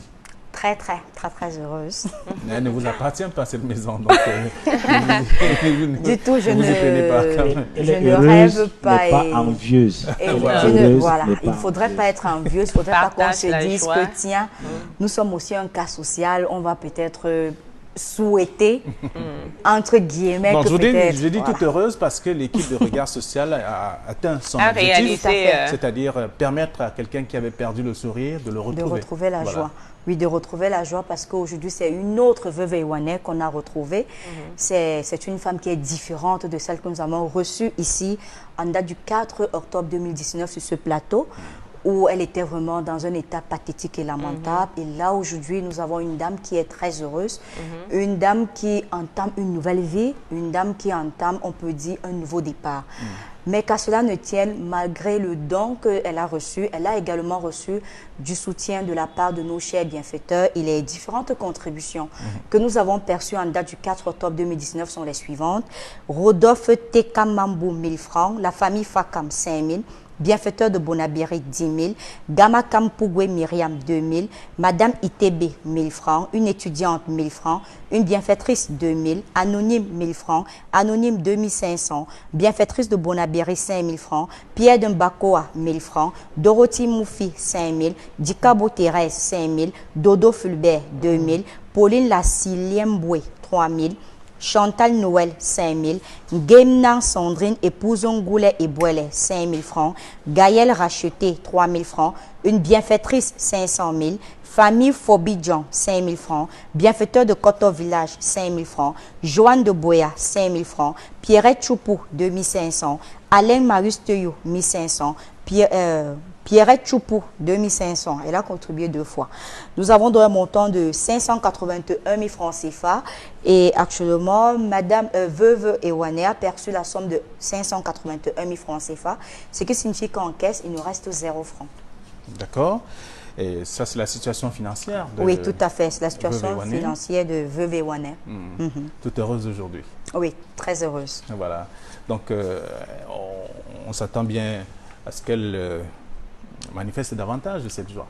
On sait qu'elle est en joie chez elle. Elle est en joie, elle est en joie. On ne serait sorti d'ici, Flavien, sans remercier les bienfaiteurs, les personnes qui ont entendu son cri de détresse sur ce plateau, qui ont également contribué Parce que grâce à leur soutien, grâce à leur aide financière et aussi sur le plan spirituel et tout, elle a pu pendant cette période avoir de quoi manger, avoir de quoi subvenir à ses besoins en attendant s'occuper de ses enfants. Tout à fait. C'est grâce à ce soutien qu'elle a pu obtenir un peu de... Elle a eu quelque chose en attendant d'avoir un toit sur la tête. Donc nous disons déjà merci et nous continuons à dire les numéros de téléphone qui s'affichent au bas de votre petit écran, à savoir le 690 50 50 94 et le 675 35 25 16 sont les numéros utiles si vous souhaitez apporter une aide à un cas social. Très bien. Il y a en quantité, ça vous le savez. Nous avons des cas qui sont déjà diffusés sur ces antennes. Maître Tchakounté, c'est un dénouement heureux. Nous arrivons au terme de cette première partie de Regard Social qui a décidé de rendre compte de ce qui s'est passé ou de ce qui se passe quand même au quotidien avec le cas Veuve Ewane. C'est légitime. Quand les gens contribuent, ils doivent savoir ce que leur contribution a produit. Et c'est juste, c'est honorable, c'est même respectueux à l'égard de ceux-là qui contribuent. Chacun qui donne 5 francs doit savoir à quoi ça a servi. Et je crois que ça renforce la crédibilité de la structure que nous saluons en ce jour. D'accord. Merci. Merci à vous d'être venu sur ce plateau. Vous ne partez pas. Nous allons davantage, après ces moments heureux, je voudrais d'ailleurs inviter encore le public à applaudir très fort pour le geste. On sait bien que c'est des moments importants quand même. Il faut les marquer à travers des applaudissements aussi, puisque Regard Social atteint un autre objectif, c'est-à-dire sortir quelqu'un de l'ombre pour atteindre ces moments importants. Merci. Et pour davantage donner ou chercher à donner du sourire à des cas qui nous parviennent, nous recevons à l'instant Ebene Bibiane. Bonsoir. Bonsoir, monsieur. Vous êtes handicapé, on le voit bien, et que vous êtes venu à Regard Social parce que vous êtes parti de Nkoteng. Oui, monsieur. C'est dans le département de la Haute-Sanaga. C'est un arrondissement, bien sûr, du département de la Haute-Sanaga. Vous avez traversé Yaoundé, toutes ces grandes villes pour arriver à Douala. Vous vous êtes dit, il faut venir à Regard Social. Pourquoi vous êtes venu ici? Merci. Je m'appelle Bibiane Eben. Je suis téléspectateur. Vous êtes un cas social, c'est ça, il faut le rappeler. Oui, parce que vous êtes une jeune mère. Vous avez 2 enfants? Oui, j'ai 2 enfants. Oui. J'ai eu quoi? Un est mort. Un est mort? Oui, monsieur. Oui, ça veut dire que vous devriez avoir 3 enfants aujourd'hui, mais malheureusement, de toute façon, vous voulez vous débrouiller. C'est ce que vous m'avez dit, que vous cherchez quelque chose à faire dans la vie pour... S'il vous plaît, monsieur, j'ai le problème de gestion. Oui. Donc, il faut parler plus fort. Vous voulez quelque chose à faire. Oui, c'est pour ça que vous êtes venu à Regard Social. Oui, monsieur. Votre état, votre situation ne vous permet pas d'être heureuse aujourd'hui, puisque des hommes qui vous ont fait des enfants ont tous disparu. C'est ça? Oui, monsieur. Oui, c'est ce que vous m'aviez dit quand on s'est rencontrés, quand vous êtes venu à Equinox. Qu'est-ce qui s'est passé pour vos enfants? Vous les avez conçus comment? De qui? Vous connaissez les papas de ces enfants? Je ne connais pas les papas de mes enfants. Je ne sais pas d'où ils sont. J'ai connu des hommes pas sérieux. Et ce qui fait en sorte que j'ai de mauvais souvenirs en ce qui concerne les hommes. Oui. Le premier cas, d'abord, vous nous racontez. Oui. Le premier cas, il y a un monsieur qui était étranger dans mon village. Oui. Il était dans le coin. Il avait étudié que il avait étudié que j'ai resté toujours seule à la maison. Tout le monde partait au champ. Et c'est comme ça qu'il s'est introduit chez nous. Il est venu, il m'a menacé, il m'a dit des paroles. Et je suis restée tranquille. Il a fait tout ce qu'il voulait sur moi. Une seule fois, je suis tombée enceinte. Et le lendemain, il est quitté sur le lieu. Jusqu'au jour, je ne sais pas si je l'ai encore, si je n'ai pas encore le reconnaître. Et le deuxième cas? Le deuxième cas, la personne m'a dit, après avoir posé l'acte avec moi, il m'a dit ni vu ni connu. Donc il vous a également, il a constaté que vous étiez en détresse, il a profité de vous. Oui, monsieur. Et il est parti. Oui, monsieur. Il a dit ni vu ni connu. Oui. Alors, Maître Tchakounte. Vraiment, Flavien, je ne sais pas pourquoi, quand vous avez ce genre de cas, je me retrouve sur le plateau. Est-ce que c'est une décision bien orchestrée? Moi, je ne sais pas. Qu'est-ce que vous attendez de moi? Vous connaissez ma solution. C'est vraiment choquant, c'est inimaginable. Et c'est pire que ce que j'ai l'habitude de traiter et ce dont j'ai l'habitude de parler sur ce plateau, parce que d'habitude, c'est des personnes, j'ai envie de dire, entières, pas privées de certains membres. Là, si ce n'est pas la sorcellerie, quelqu'un va chercher quoi? Mais c'est cruel, c'est cruel. Et ni vu ni connu, vous ne les avez plus jamais aperçus? Non, madame. Les 3, les 2. Vous avez dit que vous aviez 3 enfants? Non, L'un 2. est décédé. Il y a un qui est décédé. Ah d'accord, ils sont 2 et il y a un qui est décédé. Qu'est-ce que vous attendez de moi? Vous connaissez ma solution. Je ne vais plus en parler, mais malheureusement, ils ne sont même pas trouvables. Et c'est pour ça, j'ai dit, si le psy ne doit pas être d'accord avec moi, mais Dieu n'a pas donné le sexe aux hommes pour détruire la société. C'est pas ça le but, c'est pas ça l'objectif que Dieu a assigné à ce membre-là. C'est une destruction. Comment on peut se permettre de profiter d'une personne dans cet état? Quand je vais vous dire que la solution consiste à couper et jeter, vous allez dire que je suis cruelle. Ça, c'est quoi? C'est du viol. J'ai envie de dire, c'est du viol mêlé de cruauté. Parce que si quelqu'un commet cet acte-là sur Irène, elle a tous ses membres, elle peut parler, elle peut se défendre. Mais une personne déjà physiquement diminuée, tu vas faire quoi sur elle? Bon. Alors, Bibiane n'a pas d'occupation. Elle s'est dit qu'il fallait qu'elle se débrouille désormais pour élever ses enfants. C'est légitime. Est-ce qu'elle a été au ministère des Affaires sociales? Vous savez qu'il y a une structure au Cameroun qu'on appelle le ministère des Affaires sociales. Vous y avez été? Et on a dit quoi? Parlez dans le micro, oui. S'il vous plaît, madame, c'est pas facile. Qu'est-ce qui n'est pas facile? Racontez-nous, vous êtes allé au ministère des Affaires sociales? Oui. Comment? Qu'est-ce qui s'est passé? Vous avez vu qui? Ou alors, il n'y avait pas eu de possibilité d'entrer? Ou de rencontrer quelqu'un? Oui, racontez-nous, dites-nous, qu'est-ce qui s'est passé? J'ai vu les gens à l'accueil et ils ont dit que ma carte était périmée, ma carte d'invalidité. Et si la carte est périmée, vous n'êtes plus handicapé?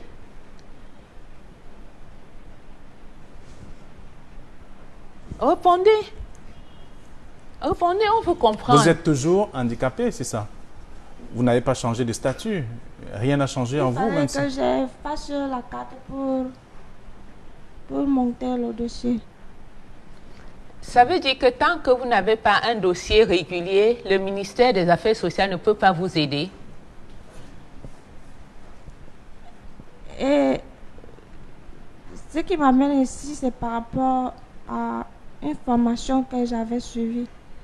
Les affaires sociales, je ne pouvais pas m'aider par rapport à ça.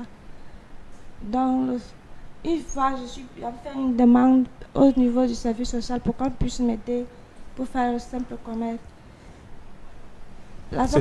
C'était quoi comme formation? La formation que j'ai suivie, il y a 4 ans, c'était la formation à l'entrepreneuriat. L'entrepreneuriat. Oui. J'étais dans mon call box. Il y a une certaine personnage qui est venue se présenter devant moi. Ils m'ont proposé cette opportunité et j'ai regardé. Je me suis dit que moi aussi je pouvais faire candidat. C'est pas parce qu'on est handicapé qu'on ne peut pas aussi faire c'est ce genre de... D'abord parce qu'on est handicapé qu'on ne peut pas aussi s'amener à faire ce genre de... Ce genre de travail, ce genre d'activité. Oui, madame. Je suis partie. Il était question de payer 10 000. J'avais proposé mes doléances que j'avais 5 000. Il m'a accepté. J'ai fait la formation, c'était pendant 2 semaines. Il était question, après la formation, on devait nous financer. Après la formation, on nous a demandé de faire les projets. J'ai fait mon projet, je suis partie déposer. Ils ont sollicité mon projet, ils m'ont encouragé. Ils m'ont demandé, il était encore question d'ouvrir les projets. J'étais obligée de vidanger mes petits fonds de call-box pour aller ouvrir mon projet. J'ai attendu, j'ai même appelé, on me dit qu'il faut toujours attendre, À la longue, j'ai compris qu'on a financé les personnes qui étaient supérieures et moi, on m'a négligé. Et mon projet était un projet qui était dans les millions et j'ai vu que je ne pouvais pas aller au service social. Comme la première fois, je suis partie avec un problème de 200 000. Ils m'ont dit que je n'étais pas la seule qu'on m'aidait. Et ils m'avaient donné 50 000, ce qu'ils ne m'avaient pas... Ah, donc le service social vous a donné 50 000. Oui. Mais c'était insuffisant pour votre projet. Qui est évalué à 200 000. 200 000. Donc, ce qui m'a mené ici, c'est mon projet. C'est ça qui m'a mené ici. Vous voulez faire quoi? Et vous avez besoin de quoi? J'ai besoin, soit on m'aide à atteindre mon objectif, en ce qui concerne mon projet, soit on m'aide à faire un commerce stable. Donc avoir quelque chose comme un kiosque où je pourrais faire les dépôts et récré, Orange Money, y compris le call-box. D'accord. Professeur, vous êtes resté mieux depuis quelques minutes. Je crois que le débat était davantage féminin. Et puis c'était aussi difficile de suivre quand on est seul homme, peut-être en dehors du présentateur qui est statutaire, de se retrouver devant ce genre d'hommes, je crois, qui font honte à tous les autres hommes. On ne peut que perdre son latin et puis rester dans cette approche assez muette. Parce que je crois qu'il y a assez de femmes dehors profiter de la difficulté, de l'handicap de quelqu'un. Je crois que c'est un triple péché. Donc je crois que c'est à la limite des animaux qui peuvent se comporter comme ça, mais profiter de la situation difficile de quelqu'un comme ça. Je crois qu'on perd la qualité d'être humain. Mais peut-être pas de là à couper ça et jeter quand même. En tout cas, on ne sera jamais d'accord, mais c'est la solution ultime. C'est la seule qui marchera. Aucune peine d'emprisonnement ne va guérir les malades sexuels. Aucune.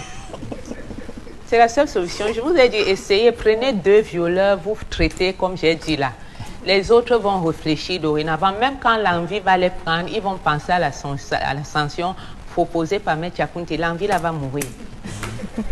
C'est tout. Vous serez vous-même en difficulté aussi. Mais pourquoi? Pourquoi? Alors, professeur... On ne va pas loger tous les hommes dans la même enceinte. Non, ce n'est pas tous les hommes, bien sûr. Je parle bien des malades. Quels sont les critères? Bon, maintenant, la maladie n'est pas circoncise. Je crois qu'il faut toucher au cœur, au cœur des hommes. De savoir que...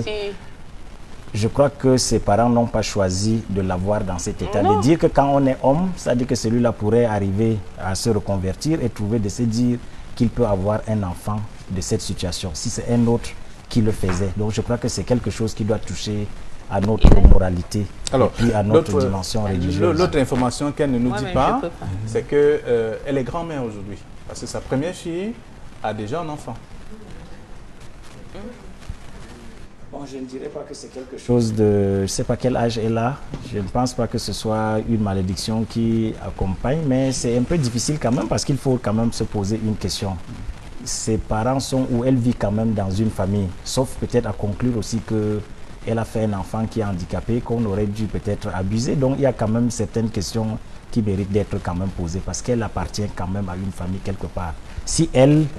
On a profité d'elle parce que bon, tout le monde est allé au champ. Est-ce que sa fille était obligée de passer par là? Est-ce que sa fille a aussi un handicap? Pourquoi la famille, nous sommes quand même en Afrique, la solidarité est mécanique. Pourquoi la famille n'aurait pas pu encadrer les enfants de celle-là, sachant qu'elle n'a ni les moyens matériels, ni le moyen physique de s'occuper d'une fille? Est-ce qu'elle ne sort pas d'une famille? Alors, ça dépend des familles. Vous savez bien que nous sommes en Afrique et lorsque vous sortez d'une famille démunie, je veux dire financièrement, on vous abandonne avec vos enfants, vous êtes obligé de vous débrouiller d'une façon ou d'une autre. Aussi, peut-être c'est ce qui lui est arrivé. Bibiane, vous pouvez nous expliquer? Il y a une question qui a été posée tout à l'heure par le professeur. Les membres de votre famille, vous n'avez pas une famille qui pouvait élever votre enfant, par exemple, pour vous accompagner?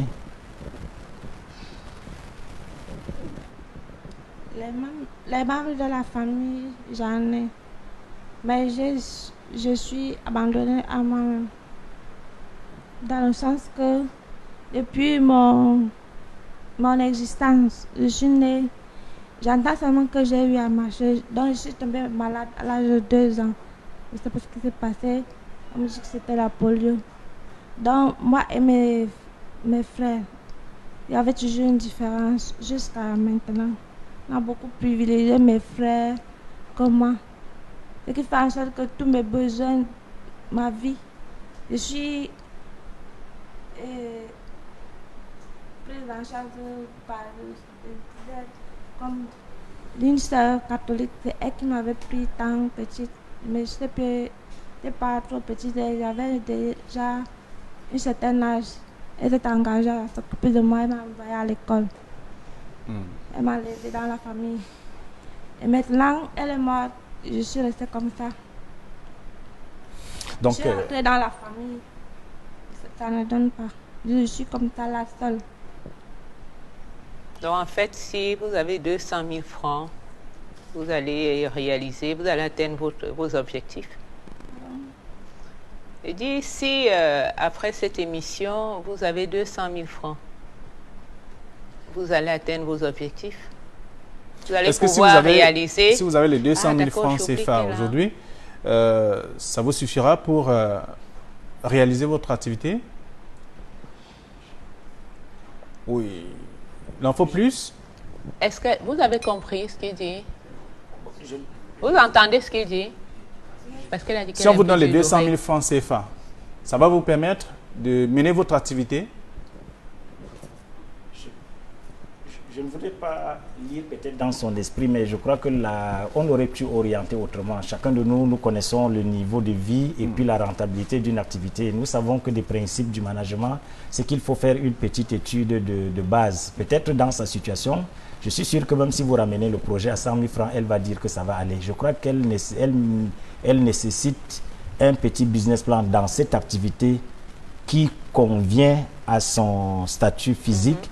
Et avec une étude de faisabilité, arriver à circonscrire une activité, mais ni ses facultés physiques, ni ses facultés intellectuelles ne peuvent pas lui permettre de circonscrire. Parce que véritablement, avec 200, je peux parler de l'expérience, au moins des études menées sur le plan de la téléphonie. Le chiffre le plus bas, c'est 450 000 pour qu'on puisse à vous donner. Donc vous voyez qu'elle mérite, je crois que les besoins doivent se circonscrire d'abord en une étude d'adéquation entre ses capacités physiques et puis quelque chose de rentable, comme elle a dit, qui s'inscrit dans la durabilité avec maintenant une évaluation financière et même peut-être un accompagnement dans une approche même de sécurisation. Parce que le call box dans son état, quelqu'un peut venir arracher. Oui, donc je crois que le principe de base, c'est d'abord de faire une étude pour détecter une activité qui convient à son statut et dans un cadre sécurisé. Alors, donc il est question de tendre la main à nos chers téléspectateurs qui ont l'habitude, bien entendu, d'accompagner les cas qui sont passés sur ces antennes. Et bien, Bibiane, qui est donc avec nous ce soir, elle vous tend la main, elle a besoin de soutien, elle voudrait mener une activité lui permettant de prendre en charge ses enfants et elle-même aussi. Professeur, maître? Non, c'est tout simplement pathétique parce que, comme d'habitude, je dis, dans un état normal, elle ferait partie des pupilles de l'État parce que elle est, pour moi, une personne incapable. Oui. Elle devait s'asseoir et on l'aide à vivre. Elle devait être prise en charge par l'État dans lequel elle vit. Malheureusement, la vérité est celle que vous connaissez. C'est dommage. Mais je suis sûre qu'elle est au bon endroit et qu'elle trouvera une solution. Et s'il est possible que quelqu'un qui maîtrise l'activité comme vous l'accompagnez autant que cela est possible, parce que moi, je ne m'y connais pas, elle a besoin de ce soutien technique. Je crois qu'il y a d'autres plus experts que moi. Oui, c'est un appel que nous lançons. C'est-à-dire que les téléspectateurs qui nous suivent peuvent l'accompagner. Ils sont des milliers. Oui, l'aide dont nous avons besoin est multiforme. Hein. Effectivement, parce que les exemples sont légion. Il peut y avoir quelqu'un qui a une structure, peut-être qui embauche quelqu'un juste pour inscrire les gens qui entrent à l'entreprise et qui ressortent. Donc, c'est pour dire qu'il y a ceux qui ont poussé vraiment les études en entrepreneuriat. Moi, je me suis peut-être arrêté à un certain niveau pour dire il y a ceux qui sont formés pour accompagner cela. Et puis, quelles sont les activités qui conviennent. Je crois qu'il y a nos spécialistes qui peuvent arriver à en dire plus. Donc, je crois que son activité doit s'inscrire dans une approche pluridisciplinaire, en fait, pour savoir ce qui relève. Elle peut même être recrutée, hein, même pour la vente du ticket et autres. Voilà. Il y a un type d'activité qu'elle peut faire dans le cadre d'une structure. Par exemple, dans une agence où elle peut enregistrer, sachant que les fonds sont sauvegardés quelque part, parce que dans sa situation même le callbox est dangereux de sa maison, oui, et même dans une étude simple, comment on peut arriver à valider cette activité pour elle quand elle a des problèmes d'audition? Puisque Callbox suppose que vous dictez votre numéro, par exemple. Quelle est la faculté de rétention? Donc, je crois que le problème de fond, c'est de rapprocher vers des spécialistes qui peuvent d'abord circonscrire le spectre des activités possibles et maintenant l'orienter. Certainement, ça va demander des moyens. C'est là où tout le monde peut donc intervenir, mais l'étude de base, c'est d'abord de mener une activité de circonscription. Et malheureusement, elle est en train d'aller ailleurs, sinon je l'aurais mise en contact avec certains spécialistes à Douala. C'est pas mauvais, vous allez le faire. Tout à l'heure, vous prendrez son contact et vous ferez ce que vous êtes en train de dire, parce que je sais que vous êtes capable de beaucoup de choses aussi. Merci. Et Bibiane, merci d'être venue. Vous êtes à Regard Social, les âmes de bonne volonté vous regardent. Beaucoup vont faire le geste qu'il faut, et comme ils ont d'ailleurs l'habitude de le faire. Et donc, merci d'être venu sur ce plateau. Ne vous en faites pas, beaucoup de choses vont changer en vous et dans votre vie aussi. Professeur, merci également d'être venu. Vous avez passé tout le temps avec nous. Vous avez contribué, comme d'habitude également, à faire grandir ce programme. Merci. À défaut d'avoir les possibilités financières comme une association ou bien comme d'autres, je crois qu'on a quand même le verbe que Dieu nous a donné. C'est une possibilité qui n'a pas de prix. Autant que faire se peut, je ne manquerai pas de participer, parce qu'en m'identifiant, je crois que ça renseigne, ça éduque, ça instruit, et puis nos comportements changent chaque fois que nous sortons de ce plateau pour dire nous devons rendre gloire à Dieu parce que nous ne nous retrouvons pas encore dans cette situation. Bien que certaines actions fulgurantes nous amènent à dire est-ce qu'on ne pourrait pas être aussi sujet du cas social pour voir notre vie changer, pour voir l'habitation changer. Donc c'est toujours un plaisir renouvelé de participer sur ce plateau. Et c'est encore un coup de chapeau à tirer. Toutes les émissions télé peuvent disparaître, mais peut-être pas Regard Social. Merci. Merci à vous également, Maître Tchakounte Charlotte. Vous êtes arrivé quelque temps avant le dénouement, avant le moment de joie de ce programme pour ce soir. Merci. Merci à vous également, Irène, d'être venue et à tous ceux qui ont contribué à la réalisation de cette autre édition. On va dire merci à Séverin Tchoumba, Eric Ouattat qui réalise ce programme aujourd'hui. On dit merci également à Cédric Chouna. Merci à Jean-Paul Chugnat, merci à Kedia et aussi tout ce travail chapeauté par Emmanuel Wapi qui est avec nous ce soir. Merci à lui aussi, à ce grand public qui est également là ce soir. Merci. Je suis Flavien Dongo. Madame, Messieurs, c'était Regard Social. Bonsoir.